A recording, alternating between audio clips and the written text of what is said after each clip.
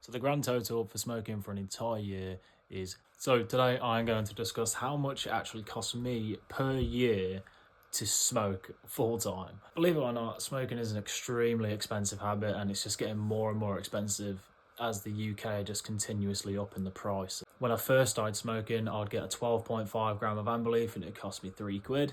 Nowadays I was buying a 50 gram for £46. It's absolutely ridiculous.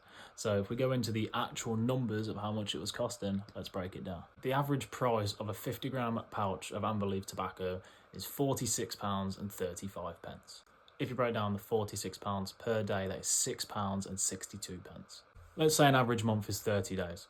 That means that I'm spending £6.32 over 30 days. That accumulates to £198.60.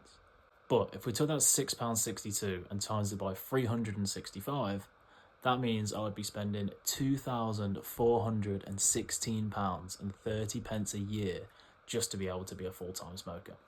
That doesn't include vaping. So I was vaping the disposable vapes to start with. They then changed to refilled vapes. So my vape of choice was the IVG Pro. I had the lemon and lime flavour, and that got me 10,000 puffs. That would last me about 5 days. And the mod itself would usually cost you about £11, and a refill would cost you about £6.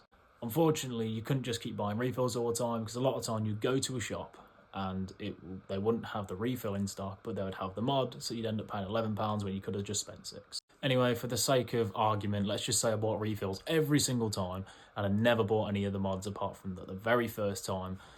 We're talking £6 over 5 days per month over 30 days. That means I'll be spending £36 per month. That will accumulate to £432 a month spent on just refills. Obviously, it didn't just work like that. I'd be spending a hell of a lot more than that with buying mods, and sometimes having to go to a service station because that was my closest place I lived to be able to buy refills. But the vape that I did is not always is it local. I'd have to drive sometimes 30-40 minutes down the road to find a one-stop that actually sold it. So I'm just editing this, and it actually makes me think that I was willing to drive 30-40 minutes to go and get a refill because my addiction was that strong. It's mental what it does to you, isn't it? I hope this makes it a bit easier for some people to understand how much money actually goes into that sort of habit, and coming away from it, you really do see the benefits of not having to find that money every month. So the grand total for smoking for an entire year is £2,848.30.